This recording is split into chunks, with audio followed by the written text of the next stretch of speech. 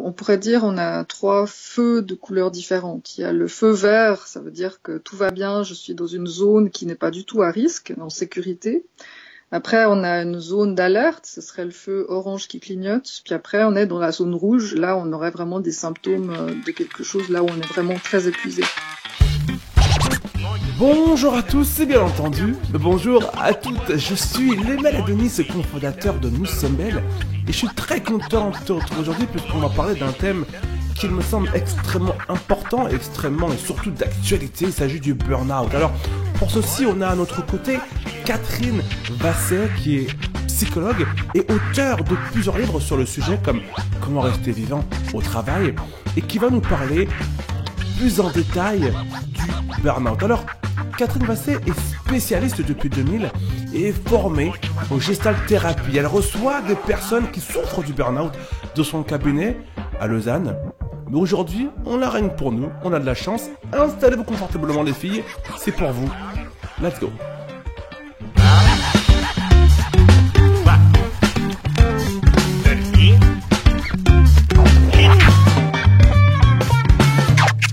Catherine Vasset, bonjour et bienvenue dans ce nouveau numéro de Nous Sommes Belles, les interviews. Bonjour.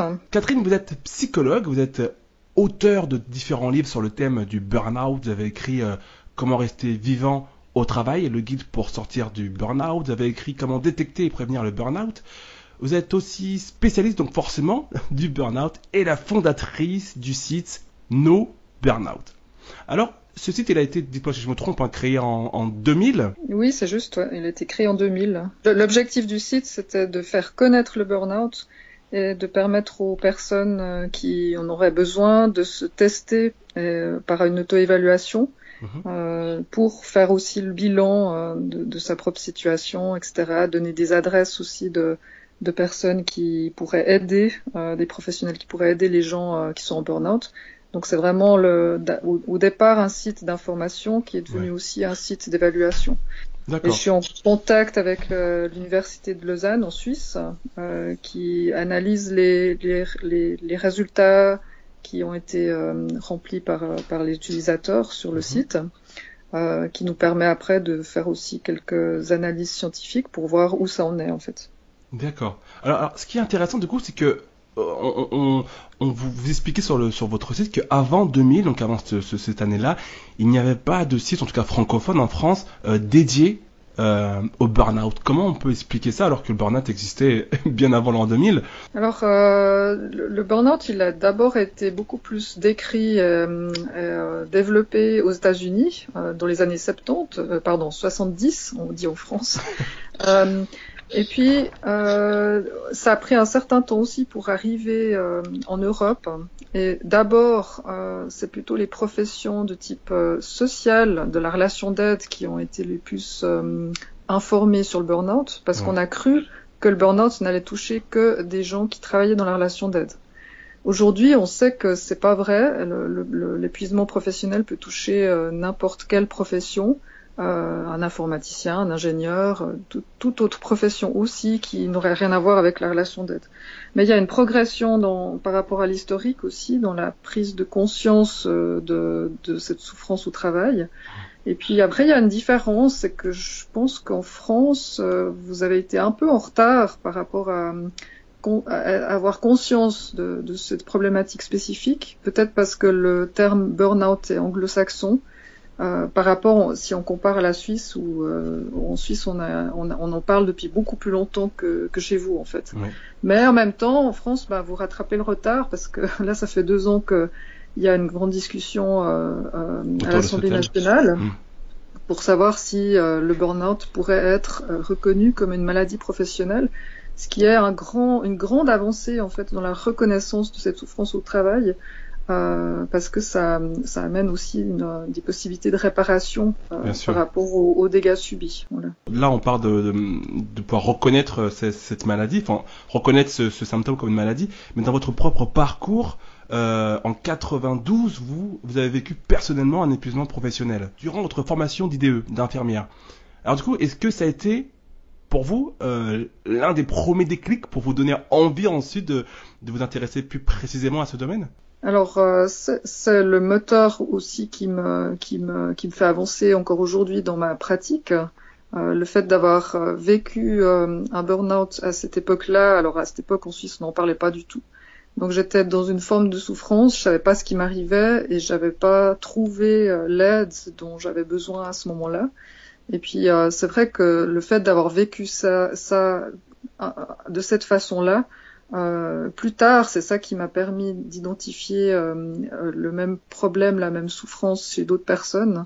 Puis après, en tant que psychologue, c'est quelque chose que j'étais clair que je voulais m'en occuper de manière professionnelle. Donc c'est vrai que je fais partie en Suisse, on pourrait dire dans les pays francophones, des pionniers qui ont vraiment amené la problématique à la conscience des personnes. Moi, c'était aussi un de mes objectifs de travailler avec les médias, donc de médiatiser cette souffrance au travail pour donner les bonnes informations au grand public, pour que tout le monde comprenne qu'est-ce que c'est le burn-out, qu'est-ce que c'est pas.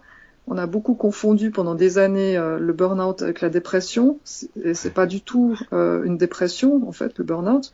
Le processus physiologique est très différent. Donc il y a beaucoup d'informations très précises maintenant à faire connaître du grand public. Et puis ce livre-là que je viens de sortir sur comment rester vivant au travail, c'est vraiment un guide pour sortir du burn-out.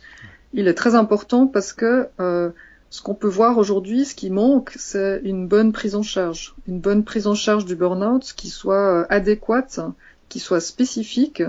Parce que si on traite le burn-out comme si c'était une dépression, on s'en sort pas. Les gens ne vont pas mieux en fait. Donc là, j'ai mis dans ce livre tout le processus à suivre, les priorités, les urgences, etc. Et la façon de s'en sortir qui fonctionne en fait par rapport à cette problématique spécifique. Qui donne un résultat approprié. Mais alors du coup, c'est marrant parce que, comme vous disiez il y a quelques minutes, effectivement, la France, on a à ce niveau-là beaucoup de retard et sur d'autres niveaux, sur d'autres thèmes aussi. Aux États-Unis, voilà, c'est le burn-out, c'est quelque chose qui s'est développé, ou du moins qui a été dévoilé aux yeux du grand public beaucoup plus tôt. Mais comment est-ce que le burn-out est devenu ce qu'on appelle le burn-out? Parce que on peut avoir l'impression que, vu qu'on en parle que depuis très peu d'années en fin de compte, que le burn-out est un symptôme, une maladie moderne. Alors qu'est-ce que c'est? Est-ce qu'on pourrait dire que, je sais pas, à l'époque du Moyen-Âge, il y avait aussi des personnes qui subissaient et qui vivaient un burn-out? Ou est-ce que c'est une des conséquences de la vie qu'on mène aujourd'hui? Alors pour moi, c'est une des conséquences de la vie qu'on mène aujourd'hui en Occident en plus, parce que je pense que dans certaines cultures, il y a pas ce problème de burn-out. C'est à préciser effectivement. Et puis il y a deux choses en parallèle. Non seulement les scientifiques développent de plus en plus de connaissances sur cette problématique du burn-out, mais aussi il y a probablement plus de personnes qui vont souffrir du burn-out aujourd'hui. Oui. Et puis il y a quelque chose qui commence à émerger comme une difficulté très actuelle de faire face à un certain stress, à une certaine pression au travail, chose que probablement n'existait pas, ou les conditions de travail n'étaient pas les mêmes si on prend il y a 50 ans en arrière.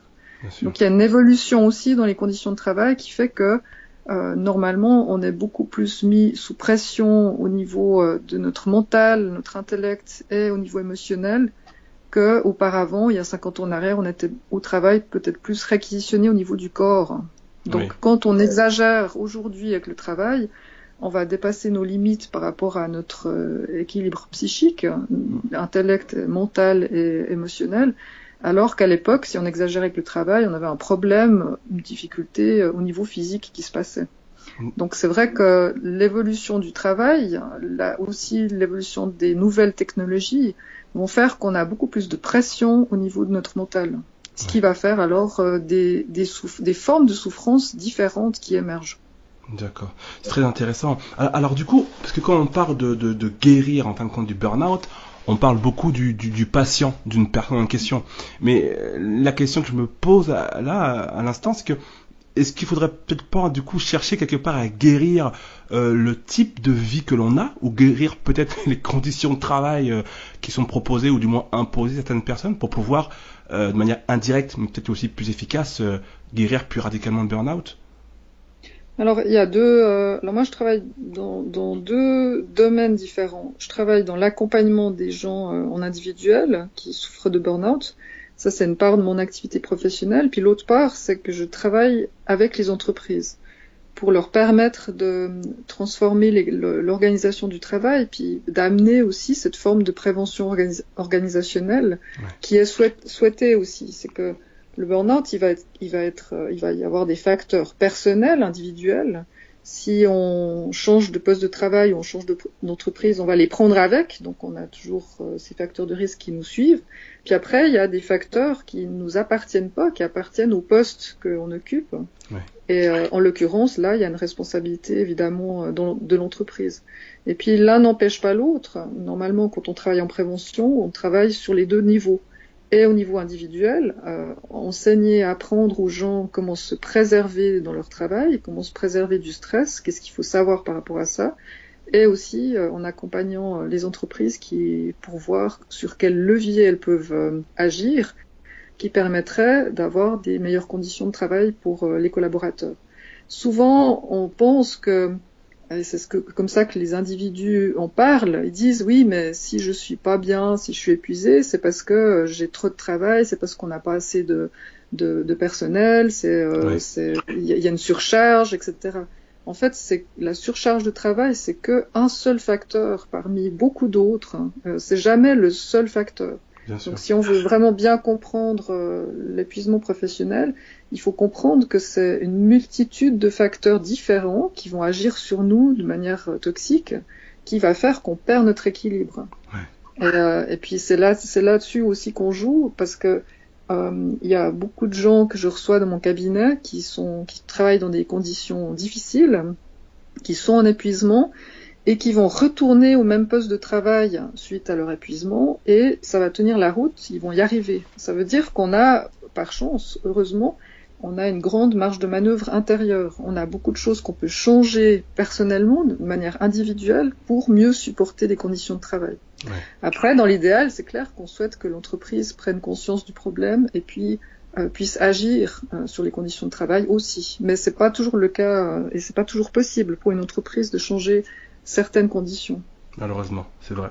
Alors du coup, ce que je trouve très intéressant, c'est que souvent, aujourd'hui, lorsqu'on parle de burn-out dans la vie de tous les jours, on parle souvent quand on parle de burn-out, c'est que ça y est, on a une personne qui se sent épuisée au niveau professionnel et elle dit, voilà, je suis dans un profond burn-out. Je le vis, je suis en train de le vivre.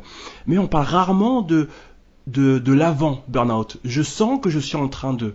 Et ce qui est intéressant, c'est que du coup, vous recevez, Catherine, dans votre cabinet, des personnes pour réaliser des bilans, pour parler de traitement pour le burn-out, et surtout, vous parlez aussi de la prévention. Alors, en tant que salarié, je suis une femme, j'ai 35 ans, je travaille depuis X temps dans une entreprise. Comment est-ce que je peux savoir que peut-être que je suis en train de tout doucement glisser vers un burn-out? Quels sont peut-être on va dire les premiers symptômes, si symptômes il y a? Alors, en fait, on pourrait dire, on a 3 feux de couleurs différentes. Il y a le feu vert, ça veut dire que tout va bien, je suis dans une zone qui n'est pas du tout à risque, en sécurité. Après, on a une zone d'alerte, ce serait le feu orange qui clignote. Puis après, on est dans la zone rouge, là, on aurait vraiment des symptômes de quelque chose, là où on est vraiment très épuisé. D'accord. Et puis, la première chose à avoir en tête, c'est quels sont mes signaux d'alerte? Qu'est-ce qui va faire que je suis en train de réaliser que je dépasse mes limites? Et puis c'est important d'avoir des signaux d'alerte qui sont personnels, c'est les miens, que je puisse les reconnaître rapidement. Parce qu'il faut s'imaginer, on travaille à une certaine vitesse, une certaine rapidité dans notre quotidien. Puis ces signaux d'alerte, ils doivent fonctionner. C'est un peu comme si on est sur l'autoroute, puis qu'il y a des travaux. Il y a souvent un nombre de lumières, de attention, etc., pour nous ralentir. Ouais. C'est un peu la même chose par rapport à ces signaux d'alerte qui nous sont personnels, c'est qu'ils doivent être très visibles. Si on est sur l'autoroute puis qu'on fonce à 130 à l'heure, si on a une petite loupiote qui clignote sur le bas côté de la route, on va pas la voir. Donc c'est la même chose pour nous. On travaille à une certaine vitesse. Si on n'a pas des signaux d'alerte très clairs, on va pas les repérer. Et puis les signaux d'alerte, ils peuvent être de l'ordre au niveau du corps. Par exemple, voilà, je sens que j'ai des tensions, par exemple nuque-épaule, ou bien que je respire moins bien, moins profondément. On peut avoir des signaux d'alerte qui sont par rapport à la manière d'être en relation avec les autres. Je me sens plus fermée, je me sens moins disponible, je m'agace vite par rapport à certaines choses, j'ai moins de patience, par exemple. Ça peut être des signaux d'alerte. Ouais. On peut avoir des signaux d'alerte par rapport à notre fonctionnement intellectuel aussi. Je commence à avoir des pertes de mémoire, j'oublie des choses, j'arrive moins bien à me concentrer, je perds un peu mon organisation habituelle, je perds la vision d'ensemble, par exemple. Donc il y a des signaux comme ça qui doivent nous être personnels. Normalement, je dis toujours qu'il faut en avoir au moins 3 qui sont très significatifs pour pouvoir se rendre compte qu'on entre dans une zone à risque. Ouais. Maintenant, quand on entre dans une zone à risque, c'est pas non plus grave, il faut s'en rendre compte et prendre des mesures pour rétablir un équilibre. Donc c'est à ça que ça sert, ces signaux d'alerte. C'est pas qu'il faut jamais dépasser nos limites, c'est qu'on va dépasser nos limites très très régulièrement, surtout si on aime son travail et puis qu'on est engagé dans ce qu'on fait.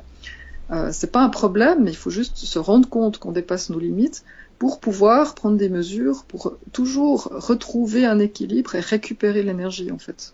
Alors c'est très intéressant ça, parce que on a très souvent, quand on parle du burn-out, du début à la fin, tout un tas de connotations extrêmement négatives. Par exemple, si aujourd'hui je suis en burn-out parce que j'ai un travail difficile qui me plaisait pas dans les conditions catastrophiques, du coup aujourd'hui je suis en burn-out. Et si je comprends ce que vous venez de dire, on peut très bien avoir effectivement travaillé dans des conditions difficiles, mais faire quelque chose qui nous plaît, et malgré tout atteindre un niveau de burn-out. Bien sûr, oui. Ouais, oui, tout à fait. Ça veut dire y a une personne en burn-out, c'est souvent quelqu'un qui est engagé dans son travail et qui aime son travail et qui a des valeurs professionnelles aussi qu'il a envie de respecter. Et puis il n'a pas l'occasion. Alors il y a différents facteurs qui vont amener quelqu'un à s'épuiser. Donc il y a les facteurs qui sont liés au poste de travail lui-même.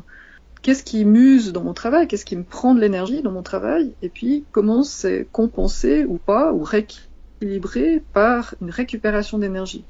Donc on parle de usure et ressources au travail. Et puis quand on fait le bilan, on peut voir que quelqu'un qui est en burn-out, en fait, il a eu trop de sources d'usure dans son travail et pas suffisamment de récupération d'énergie. Bien sûr. Puis la récupération d'énergie dans le travail, on va la trouver dans le sens de notre travail. Ça c'est quelque chose qui est hyper important, et je pense qu'il y a énormément de gens aujourd'hui qui souffrent d'une perte de sens dans leur travail. Donc avoir du sens, une utilité pour ce qu'on fait, c'est quelque chose qui va nous aider à nous préserver de l'usure. Autre chose qui est très importante, c'est l'ambiance d'équipe, l'ambiance avec les collègues, la solidarité avec les gens. Ça c'est quelque chose qui aide énormément à supporter des conditions de travail difficiles.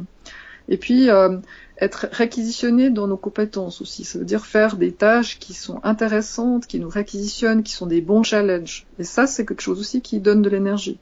Donc en fait, on doit faire le point un peu entre, d'un côté, il y a des choses qui me stressent, qui m'usent, etc., et qui sont difficiles à vivre dans le travail, mais d'un autre côté, j'ai aussi des choses qui m'aident parce que ça me fait du bien et ça me donne de l'énergie. Bien sûr. Et dans le bilan qu'on peut faire, on peut très bien avoir un poste de travail qui est très stressant, contraignant, il y a beaucoup de choses usantes, mais si d'un autre côté je me ressource d'une manière très importante, ça va compenser et puis je vais pas perdre mon équilibre. Et c'est avec ça qu'on joue beaucoup, si je peux m'exprimer ainsi, on joue beaucoup avec ça pour aussi rétablir un nouvel équilibre ou guérir du burn-out. C'est qu'il faut se préoccuper plus de comment je vais me ressourcer davantage, comment je vais mettre en place des choses qui me redonnent l'énergie, parce que souvent on a peu de moyens d'agir pour diminuer ce qui est stressant et usant dans un poste de travail, parce que c'est pas nous qui décidons de certaines conditions. Donc c'est la marge de manœuvre qu'on a, souvent elle est beaucoup plus dans comment je peux me ressourcer davantage, aussi focaliser, mettre mon attention sur ce qui fait du bien dans mon travail, plutôt que focaliser sur ce qui est usant. Mais après, c'est vrai que ça, c'est cette notion d'être capable d'être focus, voilà, sur ce qui nous apporte du bien est extrêmement importante, et c'est quelque chose qu'on retrouve beaucoup dans beaucoup d'autres domaines, ne serait-ce que dans la vie de tous les jours. Effectivement, on va avoir deux femmes en l'occurrence, qui ont une vie plus ou moins fatigante pour mille ou une raisons, et on va avoir une femme qui va être constamment aigrie, constamment énervée de par cette vie-là, et une femme à côté qui a exactement la même vie, mais qui a cette chance, cette faculté de porter son attention sur ce qui est bon malgré tout dans tout ça, et qui va beaucoup mieux vivre cette vie compliquée. Alors c'est juste ce que vous dites, puis en même temps, ce qu'il y a le piège par rapport au burn-out, c'est que le burn-out, c'est un épuisement dû au stress chronique. Et le stress, c'est quelque chose qui est positif pour nous, ça nous aide à être beaucoup plus, avoir plus d'énergie à disposition, à nous concentrer davantage, on est prêt à agir, mais quand il devient chronique, il va y avoir des effets toxiques. Et dans les effets toxiques, on va être beaucoup plus facilement inquiet, voire même angoissé, on va plus voir les scénarios catastrophes, on va être plus sensible à différents éléments, donc moins optimiste. On va avoir des signes, des symptômes aussi au niveau du corps, par exemple des tensions diverses et variées. On va avoir des changements au niveau des relations qu'on a avec les autres. Quand on est sous stress, on est beaucoup plus fermé, on est moins disponible aux autres. Et ça change une personne en fait. Toutes les personnes qui sont en épuisement avancé, ils décrivent comment ils sont et ils disent mais je suis pas comme ça d'habitude, je me reconnais pas, ça c'est pas moi. Donc on voit bien à quel point les hormones de stress vont influencer non seulement notre corps, mais aussi la façon dont on voit le monde et la façon dont on pense le monde et la façon dont on ressent le monde. Donc ça agit au niveau du mental, au niveau émotionnel et au niveau du corps. Donc ça peut transformer une personne. Donc quelqu'un qui peut très bien avoir un bon système d'équilibre dans sa vie, qui est optimiste, qui voit les choses positives, etc. Si elle subit du stress pendant plus que 6 mois, il pourrait y avoir un changement au niveau de son attitude, malgré elle, parce qu'elle va pas s'en rendre compte tout de suite, et qui sont dues aux hormones de stress. Bien sûr. Alors, il y a une citation très intéressante, très puissante, je trouve, très efficace, qui dit « Nous sommes ce que nous pensons ». Et donc du coup c'est vrai que si on voit l'impact que peut avoir le stress sur nos pensées, donc du coup forcément indirectement sur la personne que nous sommes. Alors du coup vous parlez de 3 phases principales pour guérir du burn-out. Est-ce qu'on peut en parler plus en détail? Oui.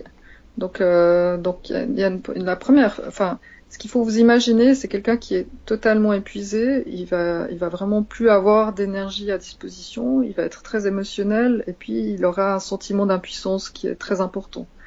Des idées noires, ça c'est vraiment le tableau clinique, et puis souvent des troubles du sommeil.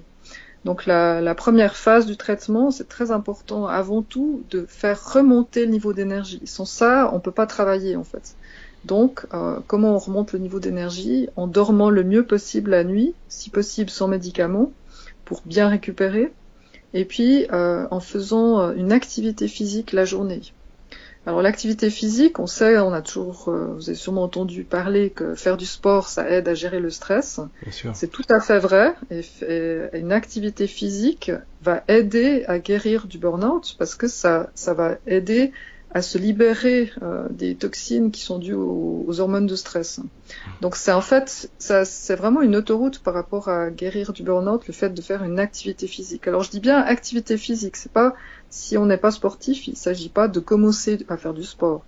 Par contre, d'amener beaucoup plus de mouvement dans le quotidien, puis normalement pour quelqu'un qui est épuisé, il faut qu'il fasse au moins 1 heure de marche ou d'activité physique qui le réquisitionne au niveau de son corps, au minimum 1 heure par jour, même s'il est fatigué. Donc c'est pas si j'ai envie, je sors me promener, je le fais de toute façon comme une prescription médicale. Si le médecin dit vous prenez ce médicament 3 fois par jour, on va le prendre, qu'on ait envie ou pas de le prendre. Donc pour l'activité physique c'est pareil.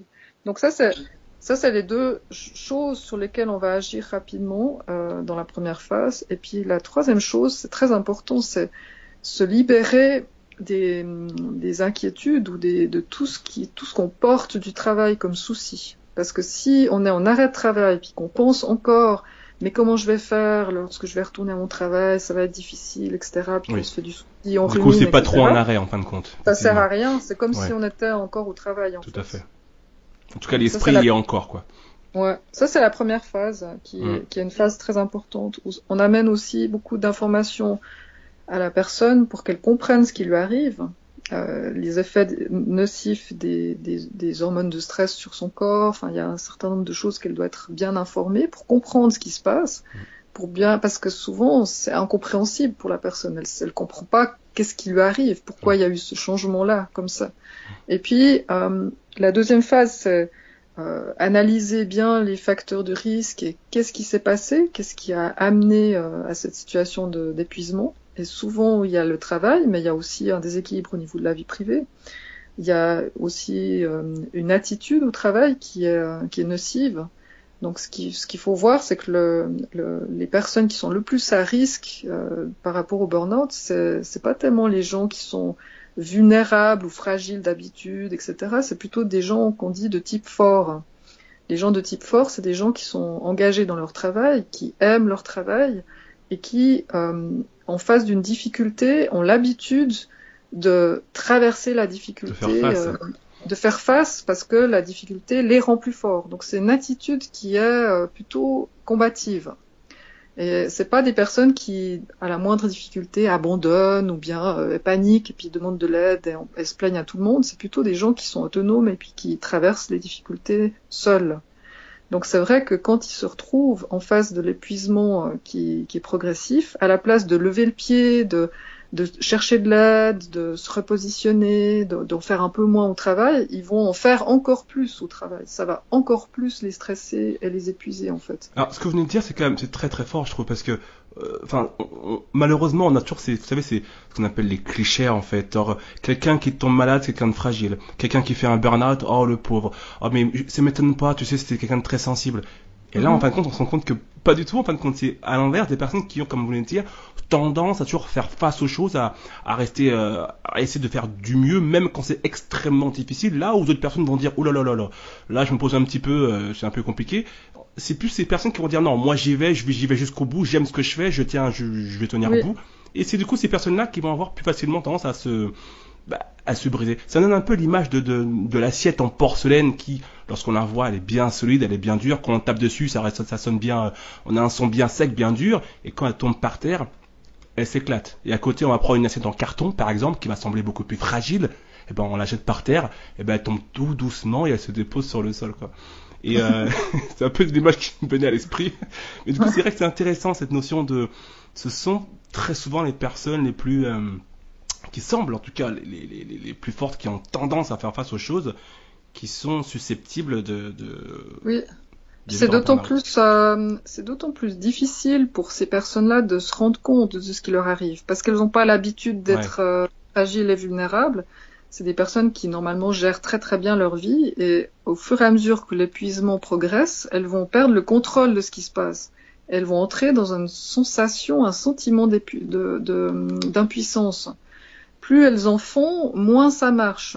Plus elles essayent de faire des efforts pour s'en sortir avec leur volonté, puis elles ont beaucoup de volonté, plus ça va les épuiser. Donc elles vont se sentir encore plus mal après. Et puis c'est des personnes en plus qui n'ont pas le réflexe de demander de l'aide ou de chercher de l'aide. C'est pas dans leur nature de toutes les manières. Pour elles, demander de l'aide, c'est déjà être en échec, c'est déjà la honte ou se sentir coupable d'avoir besoin d'aide, etc. Donc c'est vrai que c'est pour ça aussi qu'on voit que des personnes s'épuisent très très gravement avant même que autour d'elles on ait réalisé ce qui se passe, parce que c'est pas des personnes qui vont se plaindre, c'est pas des personnes qui vont montrer ce qui leur arrive forcément. C'est à ça que je pensais. Je me disais en fait une personne, parce que là on parle de comment guérir, mais avant de se dire tiens comment je vais faire pour guérir, il faut déjà se rendre compte qu'on est atteint, ou du moins qu'on frôle un burn-out. Et du coup, si j'ai bien compris, il y a deux possibilités. Soit on se rend compte soi-même que là il y a quelque chose qui va pas, donc ça veut dire être en capacité de ressentir ce qu'on vit, ce qu'on est, ce qu'on ressent, parce que très souvent, et surtout si on parle de personnes un peu let's go, on a tendance à un peu s'oublier, à être tellement concentré sur ce qu'on doit faire qu'on oublie un peu ce qu'on est, ce qu'on ressent. Oui, oui, tout à fait. Ouais. C'est pour ça que je vous disais tout à l'heure, c'est très important d'avoir des signaux d'alerte qui sont très clairs. Ouais. C'est important aussi d'être bien informé sur qu'est-ce que c'est le burn-out, quel est mon risque de burn-out aussi, et de réaliser que oui, on est probablement une personne à risque. Du coup, je vais prendre des mesures régulièrement pour prévenir le burn-out, parce que je sais que je suis à risque. Et ça demande, c'est vrai, ça demande autant, voilà, on peut travailler puis mettre notre attention sur les tâches et tout ce que les challenges qu'on a dans notre poste de travail, tout en gardant une conscience de comment on va, une conscience de notre corps, des limites qu'on est en train de dépasser, des mesures à prendre, de ce dont on a besoin pour pouvoir continuer. Puis la plupart du temps, on est de plus en plus investi dans le travail, dans le stress, dans les priorités, dans plein de choses qui nous réquisitionnent plutôt en dehors de soi, et puis on perd le contact avec soi-même. Et puis c'est vrai qu'une des phases de la guérison du burn-out, c'est de revenir à soi, de revenir à ses propres besoins, de revenir à ce qui nous fait du bien aussi. Souvent les personnes qui sont complètement épuisées, elles n'ont plus du tout d'activités qui leur font plaisir. Elles n'y arrivent plus en fait. Ouais. Quand on dit métro, boulot, dodo, c'est ça que ça signifie, c'est qu'il n'y a plus de plaisir, il n'y a plus de choses qui nous font du bien. Ouais. On est sans arrêt comme en retard parce qu'on est fatigué, on n'a plus envie de rien faire dans la vie privée, et du coup, on n'a plus de possibilité de récupérer ou de se changer les idées. Et du coup, ça augmente encore plus le phénomène d'épuisement, parce qu'on c'est comme si on était tout le temps au travail 24 heures sur 24 en fait. Bien sûr, parce que même une fois à la maison, on continue encore à penser à ce qui s'est passé au travail, au stress du travail, aux collègues aussi. Tout à l'heure, on parlait de l'ambiance entre collègues au travail, effectivement. Alors, du coup, c'est intéressant quand tout à l'heure vous parlez du monde du travail, du moins l'ambiance avec les collègues. Alors moi, je suis aide-soignant et du coup, je travaille dans un milieu extrêmement féminin où les conflits par moments sont monnaie courante, tout simplement. Et c'est vrai que pendant ma formation de soignant, j'ai eu l'occasion du coup d'effectuer différents stages. Et c'est quelque chose de très palpable et de très clair en fin de compte.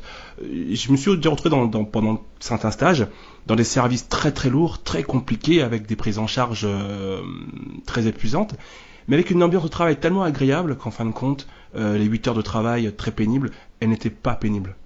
Et je me suis retrouvé en parallèle à ça, dans certains stages où la charge de travail n'était pas étouffante, on va dire même plutôt relaxe, mais avec une ambiance entre collègues tellement pénible que le travail en lui-même en devenait pénible. Oui. Et c'est vrai que c'est quelque chose de très important, là, l'ambiance au travail, les relations entre différents collègues ont un impact énorme sur le bien-être et donc du coup aussi forcément sur un éventuel burn-out, quoi. Oui, alors ça c'est sûr que ça c'est une grande force si on travaille dans un environnement qui est positif et où on s'entend bien avec les collègues. Et c'est vraiment une usure importante s'il y a des conflits, s'il y a des collègues qui sont toxiques, si le responsable direct ou la hiérarchie est malveillante. Ça c'est tout des choses qui sont très difficiles à vivre. Mais là où on a un pouvoir d'agir, et souvent c'est là que ça pêche, c'est que on peut très bien. Je vous donne un exemple. Si je suis en train de travailler dans un bureau, puis dans ce bureau, je travaille avec un collègue qui est vraiment tout le temps critique, tout le temps négatif, et puis qui parle fort en plus, et puis je le subis toute la journée. Je fais un effort, ça me stresse, ça m'agace, ça me met dans tous mes états, etc. Je sors du bureau, je prends ma voiture, sur le chemin, j'arrive à me changer les idées. J'arrive chez moi, je rencontre mon conjoint, puis il me dit alors, t'as passé une bonne journée? Et là, je me rappelle ma journée de travail. Ah non, mais ce collègue, ah mais non, mais c'est pas possible. Tu te rends compte, il a encore fait ceci, il a encore fait cela.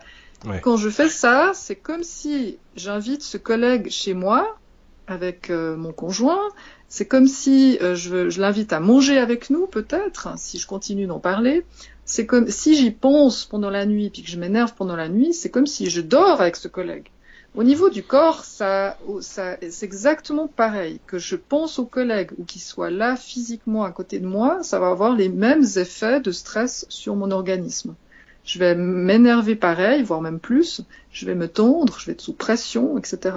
Donc là, on a quelque chose qui est très important à comprendre, c'est que le plus je vais cadrer mes ruminations, le plus je vais réussir à laisser ce collègue au travail et pas le prendre avec moi dans ma vie privée, le plus je vais alors pouvoir me préserver, me protéger de l'usure de ce collègue.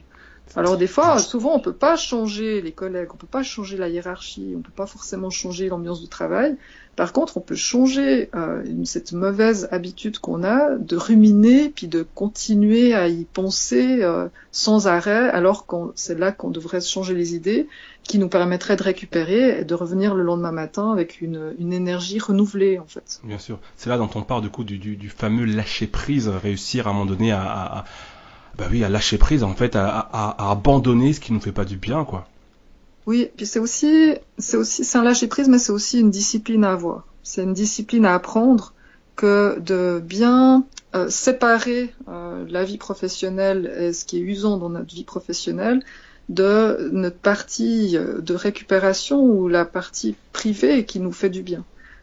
Et pour moi, il y a une discipline à construire, à cultiver, d'autant plus que les nouvelles technologies vont faire que c'est moins séparé. Maintenant, on peut avoir notre bureau dans la poche, si je peux m'exprimer comme ça. On peut voir nos mails, on peut continuer à être en contact avec le milieu professionnel n'importe où. Du coup, on doit d'autant plus savoir cette discipline de bien séparer les choses, parce que sinon, on ne récupère pas et on reste sous pression dans notre vie privée. Oui, 24 heures sur 24 du coup. Oui. Alors comment on fait ? On vient de passer une journée désagréable, on monte dans sa voiture, on rogne un petit peu, on se dit bon allez, dans quelques minutes j'arrive à la maison, il faut que je pense à autre chose, faut pas que j'emmène nos collègues dans ma poche jusqu'à ma salle de bain.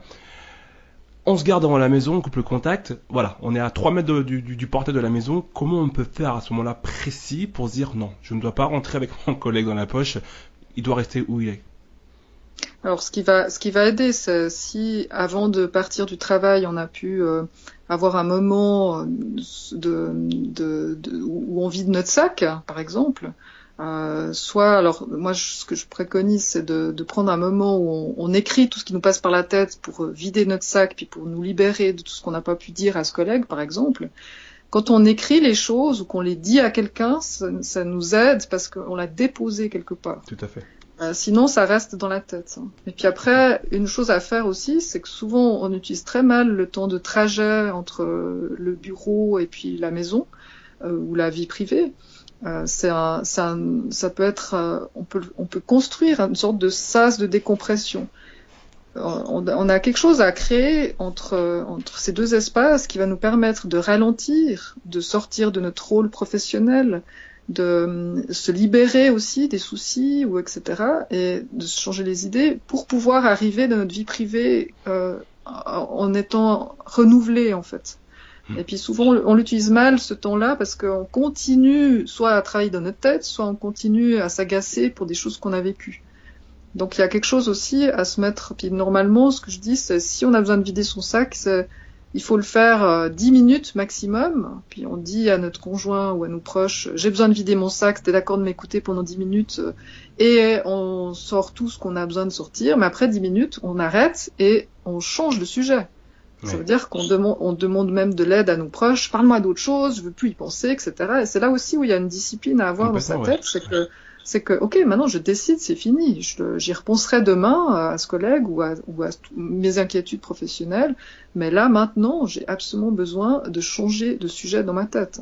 Il y a vraiment une prise de conscience, en fait, là-dedans. Parce que réussir à avoir cette intelligence, enfin, c'est peut-être pas le bon mot, mais réussir à avoir ce réflexe de dire à un ami, à un conjoint ou à une connaissance, écoute, là, j'ai besoin de lâcher mon sac, ça va me prendre 2-3 minutes, est-ce que tu es prêt à m'écouter ? Et déballer tout ça et ensuite encore avoir ce réflexe, cette intelligence quelque part de dire voilà, maintenant je m'arrête là, c'est bon, je me suis entièrement vidé, je vais mieux, allez, on passe à autre chose. Je trouve qu'il y a vraiment une sacrée prise de conscience, prendre conscience que on va pas bien, c'est déjà pas mal de prendre conscience de ça, prendre conscience deuxièmement qu'il est temps de vider son sac pour pas le garder en soi parce que c'est jamais bon. Et troisièmement, prendre conscience qu'une fois qu'on a vidé son sac, ok, maintenant il faut que je passe à autre chose. Je me suis fait du bien, maintenant je reprends le cours de ma vie. Et effectivement, vous parlez de discipline, et donc il y a une prise de conscience, il y a aussi beaucoup de discipline, et ça me fait penser que voilà, dans le monde dans lequel on vit aujourd'hui, on va tellement à 10 000 km/h constamment, que de prendre du temps pour penser ça, pour prendre conscience de ça, c'est extrêmement important. Oui, et puis je pense que on a naturellement des bons réflexes. Le problème, c'est que on n'est pas conscient de ce qu'on est en train de faire. Puis du coup, ça va déraper, ça va dériver. Le besoin de vider son sac, on va le sentir, on va le faire spontanément quand on rencontre quelqu'un qui nous est proche, on va raconter ce qui s'est passé et on sent que ça va nous faire du bien. Le problème, c'est qu'après, on continue avec ça, à la place de se dire « Ah, c'est bon, maintenant, je veux pas d'ailleurs que ça empiète. » On reste dedans. On reste coincé dedans. Si on veut, souvent, on brode avec le mental. Ça veut dire qu'on a émotionnellement besoin de vider son sac. Ça suffirait en 10 minutes pour le faire. Mais après, on reste accroché avec notre tête en disant oui, mais quand même, il a exagéré, etc. Puis du coup, on continue à entretenir l'émotionnel. Donc là, il y a quelque chose. Puis pour moi, c'est pas compliqué à faire en fait, parce que quand j'accompagne les patients pour leur permettre d'avoir une autre forme de discipline, puis à bien séparer les choses, ils y arrivent assez facilement en fait. Il faut juste pouvoir avoir ce moment un peu d'apprentissage. Prendre conscience de ce qui se passe et changer, transformer ce qui nous fait pas du bien en fait. Je trouve que c'est un sujet extrêmement intéressant parce que ça englobe en fait beaucoup de choses quand on parle de bien-être, quand on parle de développement personnel, ça englobe un peu de tout ça et on se rend compte que ce sont toutes des clés qu'on peut utiliser en fait pour vaincre le burn-out ou en tout cas pour prévenir le burn-out, ce qui est quand même mieux que d'avoir à en guérir dans tous les cas. Alors, ouais. Il vaut mieux prévenir, effectivement. Tout à fait. Alors, vous avez donc votre dernier livre qui s'appelle Comment rester vivant au travail. J'aime beaucoup le titre, Comment rester vivant au travail.